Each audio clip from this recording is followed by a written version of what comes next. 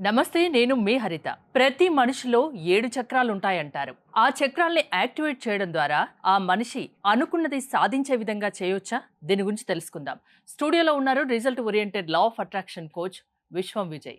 విజయ్ గారు నమస్తే. నమస్కారం అండి హరిత గారు. ప్రతి మనిషిలో 7 చక్రాలు ఉంటాయి అంటారు. హ్మ్. అంటే ఆ చక్రాల్ని యాక్టివేట్ చేయడానికి అండ్ లా ఆఫ్ అట్రాక్షన్ కి సంబంధం ఏంటి? అసలు ఎలా చేస్తారు? విశ్వం విజయ్ గారిచే నిర్వహించబడే advance law of attraction class attend అవ్వాలి అనుకుంటే డిస్ప్లే అవుతున్న నెంబర్ కి కాల్ చేయండి. అవునండి హరిత గారు. 7 చక్రాలు ఉంటాయండి. మనిషిలో 7 చక్రాలు ఉంటాయి. ఎవరైతే ఆ 7 చక్రాలను యాక్టివేషన్ చేసుకుంటారో, వారు ఏదైతే అనుకుంటారో, అంటే వారు కోరికలు కోరుకున్నారో సంకల్పాలు త్వరగా సిద్ధిస్తుంటాయి. ఆ 7 చక్రాలు ఏంటి అంటేనే మూలాధార, స్వాదిష్టాన, మణిపుర, అనాహత, విశుద్ధ, ఆజ్ఞ, సహస్ర.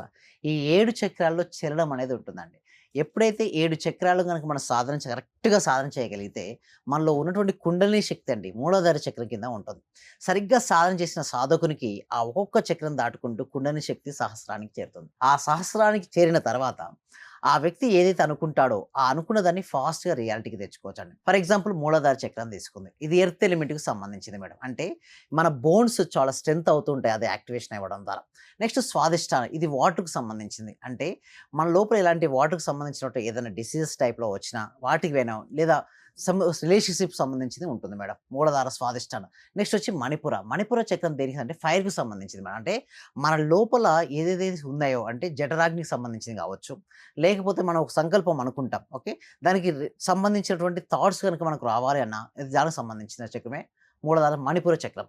నెక్స్ట్ వచ్చేసి అనాహత చక్రం మేడం. అనాహత చక్రం యాక్టివేషన్ లవ్‌నెస్ కొంతమంది ఏందంటే ఇతరులను ప్రేమించాలని ట్రై చేస్తుంటారండి. బట్ ఎప్పుడు కూడా వారు ఇతరుని వారిని ఎవరు ప్రేమించరు. అంటే వాళ్ళ హార్ట్ చక్ర గనక ఓపెన్ అవ్వలేదనుకోండి, వారు ఇతరులను ప్రేమించలేరు. అండ్ వేరే వాళ్ళు వీళ్ళని ప్రేమించలేరు.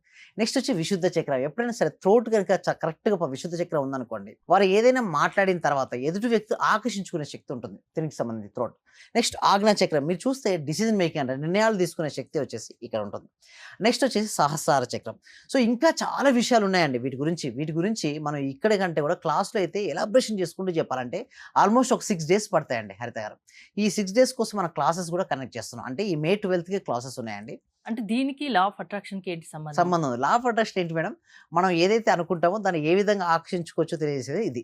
అయితే ఈ చక్రాస్ గనక బ్లాక్స్‌లో ఏర్పడ్డాయనుకోండి, వారికి థాట్ పవర్ గాని లేదా వారు అనుకున్నటువంటి సంకల్పాలు సిద్ధించవు. సో, ఎప్పుడైతే వారి లోపల ఈ బ్లాక్స్ అన్నీ వెళ్ళిపోతాయనుకోండి, వారు ఫాస్ట్‌గా ఆకర్షించుకుంటారు. సో, ఎప్పుడైతే బ్లాక్స్ ఎలా క్లియర్ చేసుకోవచ్చు అని చెప్పేదే ఈ చక్రాల్స్. సో, మీరిందాక అన్నట్టుగా మనకు రిలేషన్‌షిప్ అనేది ఉంటదంటే మన లా ఆఫ్ అట్రాక్షన్‌కు ఈ చక్రాస్‌కు అవినాభావ సంబంధం ఉంటుంది. ఎప్పుడైతే ఈ చక్రాస్ గనుక ఓపెన్ అయ్యాయనుకోండి, ఈజీగా వారి జీవితంలో ఏది కావాలో దాన్ని ఈజీగా వారు ఆకర్షించుకోవచ్చు. దాని పవర్ ఉండేది లా ఆఫ్ అట్రాక్షన్. అందుకోసమే ఈ ఒక్క ఎపిసోడ్‌లో కాదు ఇంకొకటి ఏంటంటే ఒక్కొక్క చక్రకు ఒక ఎలిమెంట్ ఉంటుంది. ఎట్ ది సేమ్ టైమ్ ఒక్కొక్క చక్రం ఒక మంత్రం ఉంటుంది. ఎలా మంత్రాన్ని ప్రొనౌన్సియేషన్ సరిగ్గా చేయాలి, ఎలా వారికి కావాల్సిన దాన్ని ఎలా ఆకర్షించుకోవచ్చు మనం ఒక 6 డేస్ కనెక్ట్ చేస్తున్నామండి హరిత గారు. ఆ 6 డేస్‌లో అంటే 7 ఎక్స్‌ప్లెయిన్ చక్రాలు యాక్టివేట్ కావాలంటే హ్మ్. ఎంత టైం తీసుకుంటారు? యెస్. ఎలా చేస్తారు మీరు? Yes. Thank you so much. అయితే నేనేం చేస్తానంటే, మినిమమ్ ఒక 6 డేస్ మాత్రం నేను డైరెక్ట్‌గా ఉండి చెప్పడం అనేది ఉంటుంది మేడం. 6 డేస్ తర్వాత కూడా ఎలా చేసుకోవాలి అందుకోసమే మేము లా ఆఫ్ అట్రాక్షన్ కేవలం థియరీ కాకుండా ప్రాక్టికాలిటీ అనేది ఉంటుంది మేడం. అంటే ఒకవేళ వారు గనక ఏమైనా బ్లాక్స్ ఏర్పడ్డాయనుకోండి, మీకు ఫస్ట్ 6 డేస్ ట్రైనింగ్ ఇస్తాం. ఆ ట్రైనింగ్స్ తర్వాత కూడా వాళ్ళ బ్లాక్స్ ఉంటాయి. అందుకోసమే కంటిన్యూయస్‌గా ప్రతిరోజు ప్రాక్టీస్ చేసుకునేది మెంబర్‌షిప్స్ ఉంటాయి. వారు ఎన్ని రోజులైనా సరే ప్రాక్టీస్ చేసుకునే విధంగా మాతో ఎన్ని డౌట్స్ ఒకవేళ వచ్చాయనుకోండి, మేము క్లియర్ చేసుకుంటాం. ఆ విధంగానే జర్నీ ఉంటుందండి హరిత గారు. ప్రతిరోజు దీని గురించి మీరు చెప్తూ ఉంటారా క్లాసెస్‌లో? యెస్ అండి. ఎస్పెషల్లీ మే హ్మ్. 12థ్ నుంచి మాత్రం ఎస్పెషల్లీ ఇదివరకేంటంటే చక్రాస్ గురించి నేను చెప్పలేదు. ఒక 2 ఇయర్స్ నుంచి చక్రాస్ చెప్పకుండా ఓన్లీ లా ఆఫ్ అట్రాక్షన్ గురించే చెప్పాను. అయితే రిజల్ట్స్ ఇంకా ఫాస్ట్‌గా రావాలి, త్వరగా రావాలనే ఉద్దేశంతో చక్రాస్ తీసుకొచ్చాం. అయితే చక్రాస్ తీసుకొచ్చిన తర్వాత వాళ్ళ చక్రాస్ యాక్టివేషన్ అయిన తర్వాత వాళ్ళకి ఎలా ఉంటుందని చూడండి.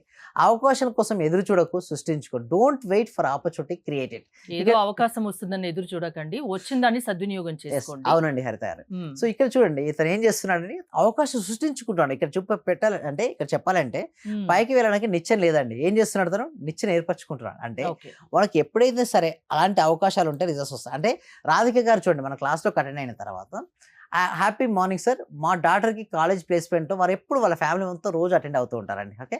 అలా రావడం వల్ల చూడండి హ్యాపీ మార్నింగ్ సార్. మా డాటర్‌కి కాలేజ్ ప్లేస్‌మెంట్‌లో ఐబీఎం కంపెనీలో జాబ్ వచ్చింది. Thank you so much sir. Great. హ్మ్. సో ఎలా వస్తాయంటే రిజల్ట్స్ చూడండి. ఎప్పుడైతే థాట్ ప్యాటర్న్ పైన ఆధారపడి ఉంటుందండి. అంటే మన మనసులో ఎటువంటి ఆలోచనలైతే రన్ అవుతుంటాయో అటువంటి జీవితాన్ని మనం ఆకర్షించుకుంటాం.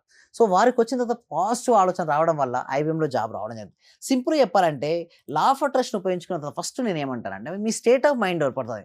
కొంతమంది మనం చూస్తే 10th క్లాస్ ఇంటర్మీడియేట్‌లో కూడా మంచి మార్క్స్ వచ్చిన వాళ్ళు కూడా బాధపడ్డారు. ఎందుకు నా దగ్గర 2 మార్కులో, 3 మార్కులో మిస్ ఒక అయ్యాయని. అమ్మాయి చూసాను నేను. ఆ! 600కి 594 వచ్చిందని ఆ అమ్మాయి ఏడుస్తూ ఏడుస్తూ కూర్చుంది. కూర్చుంది. అంటే ఇలాగే ఉంటుంది చూడండి. హ్మ్. సంతోషం అనేది ఒక మానసిక స్థితి అండి. అంటే నీ పరిస్థితులకు నువ్వు ఎలా స్పందిస్తావు అన్న దాని మీదే నీ సంతోషం ఆధారపడుతుంది.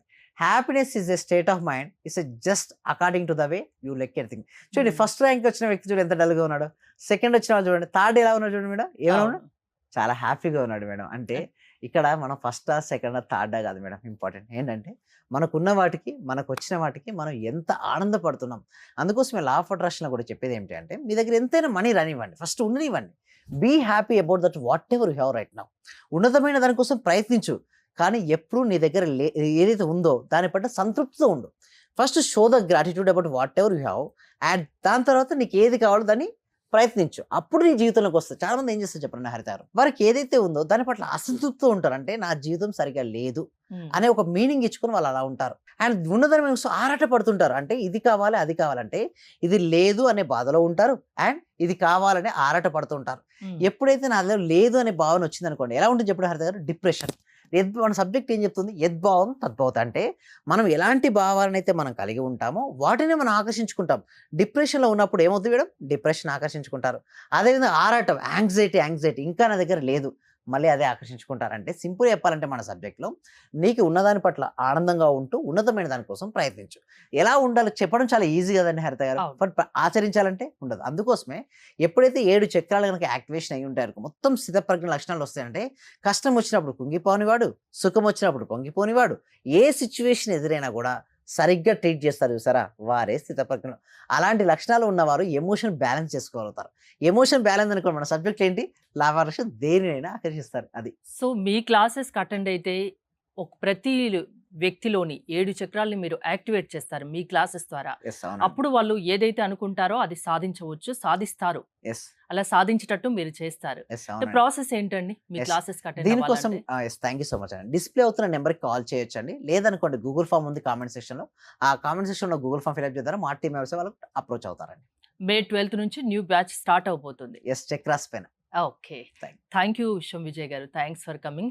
మీరు విశ్వం విజయ్ గారి క్లాసెస్ అటెండ్ అవ్వాలి, మీరు అనుకున్నది సాధించాలి అనుకుంటే స్క్రీన్‌పై స్క్రోల్ అవుతున్న నంబర్స్ కాల్ చేసి కాంటాక్ట్ అవ్వండి. చూస్తూనే ఉండండి Suman TV. Thank you so much. Survey జన సుఖినో భవంతు. సమస్త లోకా సుఖినో భవంతు. ఈ క్లాసు నిజంగా జాయిన్ అయ్యారంటే వాళ్ళ అదృష్టము. గత జన్మ పుణ్య ఫలం ఉంటే తప్ప జాయిన్ అవ్వలేరు. సో చాలా థాంక్ ప్రయత్నం వచ్చింది. నిజంగా మేమిచ్చేది చాలా 10 పైసలు, 5 పైసలతో లెక్క. మీరిచ్చే నాలెడ్జ్ ఒక్క క్వెషన్ ఆన్సర్‌కే మేము ఒక ₹1,00,00,000 ఇవ్వాలి చెప్పాలంటే. నాకు అత్యల్పమైన మనీ పే చేస్తున్నాం మేము సార్ నిజం నాకు చెప్పాలంటే. కావాల్సింది మనీ కాదు madam. Okay. Me time. Okay. Me valuable time. Thank you so much madam. Thank you so much. Okay.